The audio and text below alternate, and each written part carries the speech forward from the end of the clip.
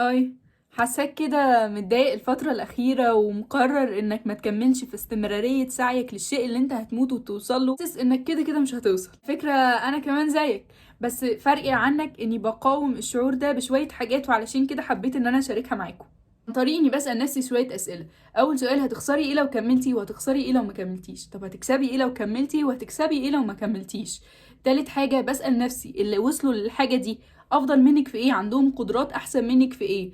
رابع حاجة بفكر نفسي في رغبتي للوصول للشيء ده، وبفكر نفسي اني لو وصلت له فعلا هكون مبسوطة وسعيدة جدا. فليه بقى ما تكمليش في استمرارية سعيك للوصول للشيء اللي انتي هتموتي وتوصلي له ده؟ هي دي الفكرة من مفهوم او كونسبت الاستمرارية. معرفش ليه قلت مفهوم كونسبت، ما علينا.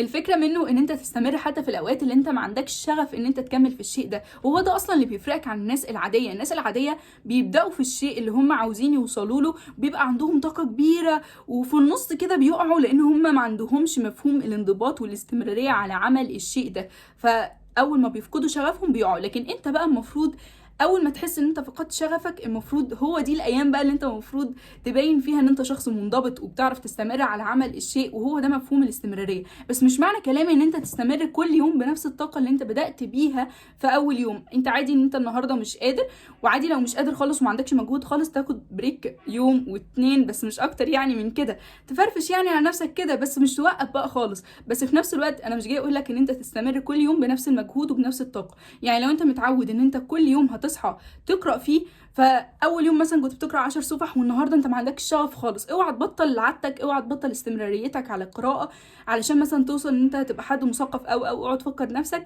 بالنتائج بتاعه ان انت هتقرا دي، او النتائج بتاعه ان انت مثلا بتاخد كل يوم فيديو معين لكورس معين عشان هتخلص الكورس ده. فكر نفسك بان انت هتموت فعلا وتوصل للشيء ده.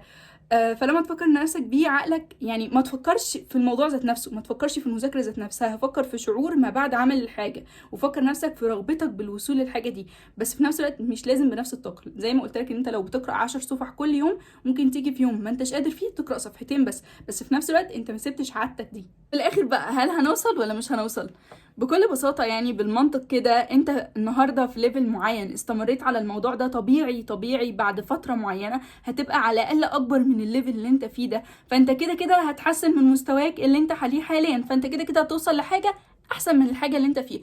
بس لو انت محدد تارجت معين، لو ربنا شايف ان التارجت داخل ليك، ليه مش هيحققه لك طالما انت واخد الموضوع بجديه كامله ومستمر فعلا عليه؟ لان ربنا شاهد على عملك. وبالمناسبه جدد نيتك وانت بتشتغل على اي حاجه انت بتعملها عشان ربنا، يعني تكون بتاخد ثواب وفي نفس الوقت بتشتغل، او في نفس الوقت بتدرس، او يعني تكون بتاخد ثواب لو جددت نيتك ان هي متعلقه اكتر بحاجات روحانيه. واصلا الرسول عليه الصلاه والسلام كان قال لنا حديث فيما معناه يعني ان احب الاعمال لربنا ادومها ولو قل. طبيعي مثلا لو انت صليت كل يوم ركعتين قيام، علاقتك بربنا بدل ما هي كانت هنا مثلا هتبقى هنا. اكيد علاقتك بربنا هتقوى طول ما انت بتقويها ومستمر ان انت تقويها كل يوم. فحاجه مهمه قوي قوي موضوع الاستمراريه ده، وصدقوني هو اكتر حاجه بتفرق معاك ان انت تتحسن. وزي ما قلت لك المنطق بيقول ان انت كده كده هتتحسن على الاقل من اللي انت فيه دلوقتي. فاستمر في اللي انت بتعمله دلوقتي، وان شاء الله ربنا هيكرمك. وبس كده، اسفه لو طولت عليكم.